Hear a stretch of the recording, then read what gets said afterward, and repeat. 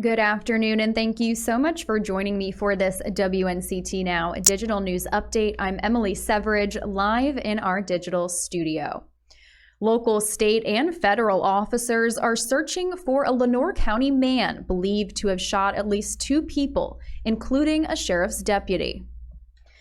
It started around 8:50 last night when the deputy was responding to a domestic call on Lanskinner Road.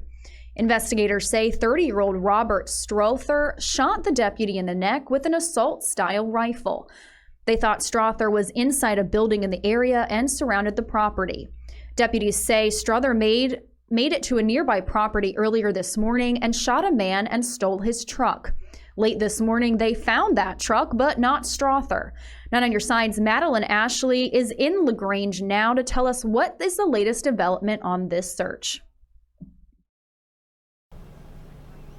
That's right. Strother is still on the run right now following a string of shootings. The first occurred Thursday night last night when a K-9 deputy, Stephen Key, arrived to a scene for a domestic dispute. There he was met by Strother, who shot him in the neck. When he called for backup, they had what they thought was a standoff with Struthers, but he had actually already escaped. And while he was on the run, he also apprehended another Lenoir County man who he shot multiple times that was driving a red Dodge truck. He took that truck and then went off on the run, and he has since now fled that truck. But when he took off, he was on a dirt path towards power lines on Kennedy Home Road. So they were searching for him, but now he has since fled that car, and they assume might even be on foot, and they are still continuing to search for him with helicopters, drones, and it is a madhouse out here with people running around trying to find this man. But we will continue to keep you updated, and he is considered to be armed and dangerous.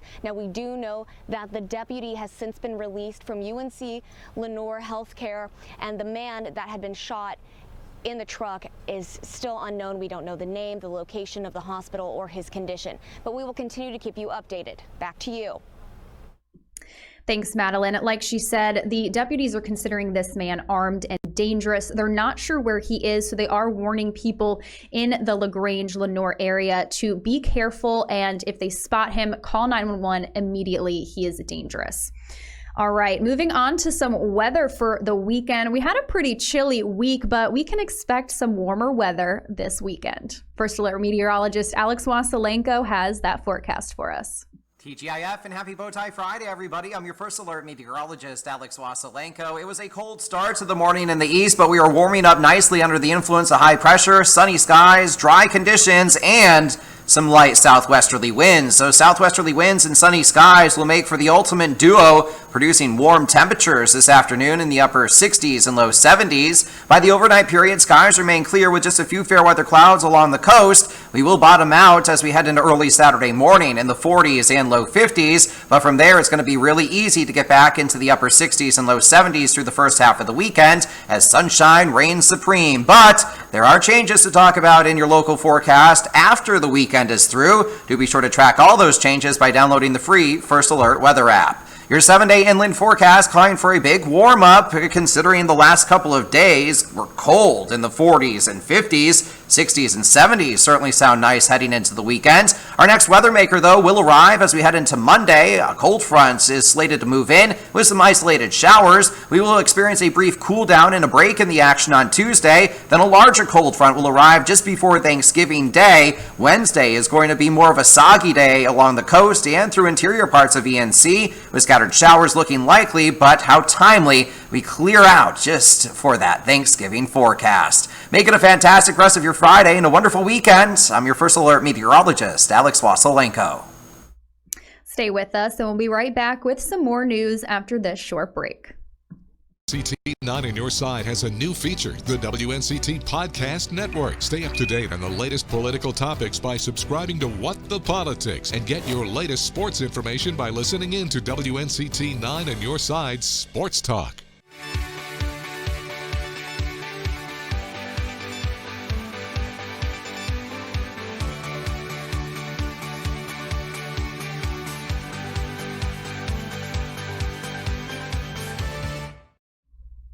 Thanks so much for joining me. If you're just tuning in, I'm Emily Severidge, live in our digital studio, providing you with some early afternoon updates.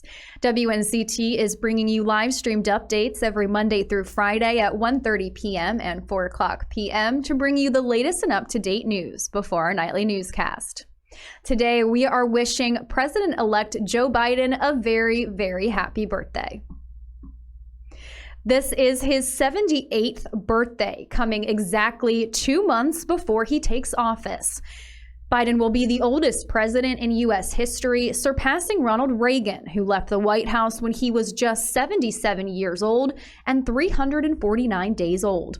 Georgia election officials this morning certified the results of their election, giving the former vice president a victory in the battleground state, earning him Georgia's 16 electoral votes. Biden now has 306 electoral votes, with President Trump at 232. You need 270 to win.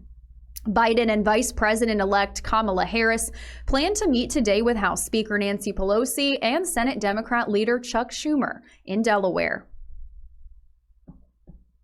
Researchers at Harvard University are saying nearly half of North Carolina's counties should enact a stay-at-home order immediately. The Harvard Global Health Institute map shows the COVID-19 risk state by state and county by county.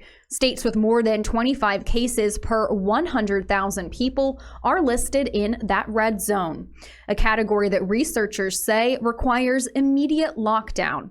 2/3 of the counties in the greater Charlotte area are currently in the red zone. Areas in orange, like Mecklenburg and Iredell, are being called for rigorous testing and trace programs to be implemented. This all comes after health experts are saying COVID cases are beginning to spike once more. There are no current plans for stay-at-home orders in North Carolina, so it's up to individual counties to enact those measures. You can check out that Harvard study on your own in more detail. You can find that link at WNCT.com. I'll go ahead and show you guys here on our webpage, WNCT.com. It's going to be under Harvard researchers say nearly half of NC counties need to stay at home orders. And if you scroll down, you're going to have the link to that Harvard study right here in the webpage as well. And that is on our top stories homepage at WNCT.com. Well, that wraps up this WNCT Now early afternoon update. I'll be back again at 4 o'clock with another update for you. Thanks so much for watching.